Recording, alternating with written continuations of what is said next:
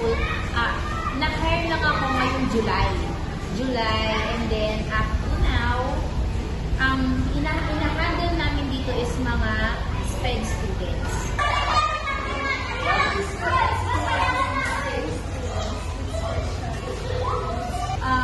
Ayaw nila na malinay, pero sinasali natin sila.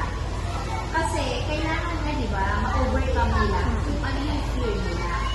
Tapos, marami na rin kami dito na na-include na sila, na-explain na namin sila sa regular class. Kasi, hindi naman forever na nasa school. So, dapat, in 3 years na pag-stay nila dito, may progress sila. Dapat na 1 year lang, ma-mainstream na namin sila. Dahil inclusive education na ngayon. So, mas marami na yung ano namin talaga. Hindi na ganun kataas yung binibigay namin standard or requirements sa kanila na dapat na nasa regular. So, dapat, meron lang silang ma-target or meron lang silang makuhang mga key concepts na ginagawa sa SPED, and then pwede na namin sila dalhin doon.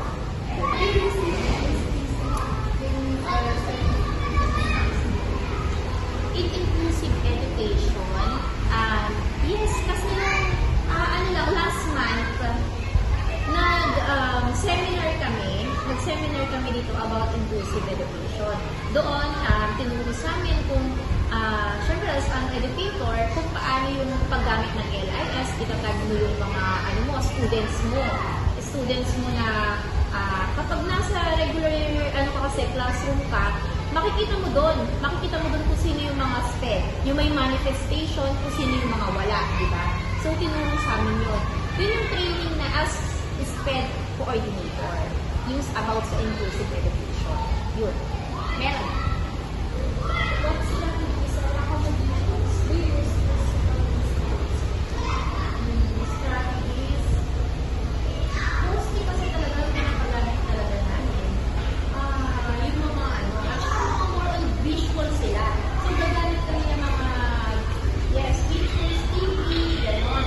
At saka gusto nila yung mga may sounds. Yung nursery rhymes, yung mga ganyan. Yes. Meron na ako mga students dito na mas na-encourage silang gumawa ng activities kapag may narinig silang sounds. May pumasok ng mga parents or mga pag may teacher na pumapasok dito, lagi ko tinatanong, teacher, bakit nag-recess na lang sila kay sound spot? Because they love to sing a song. Oo, kahit na magtuturo ka lang ng animals, dapat may song. Meron ka dapat music. Kahit ano, to cut their attentions. Yun. Isa yung sa mga strategies. Dahil 21st century na tayo, dapat tayo, as a teacher, aware tayo dun sa mga paggamit ng mga technologies. Yun. What are some of the biggest challenges you face when teaching students with special needs in the general class? Ang mga autism natin, ayaw nila ng makinig. Ang gagawin nila sa loob ng classroom, hihiga sila, hihiyak sila, magwawala sila. So, buong session ng teacher, ganun ang ginagawa nila. Imagine, paano ka magtuturo na may umiiyak, na may sumisla, dahil sa isang bata, hindi mo na natutupan yung ibang bata. So, isa yun sa struggle or challenge as a teacher. So, based sa mga sinabi ng mga na-experience ng challenges, how do you address these challenges? Syempre, unang-una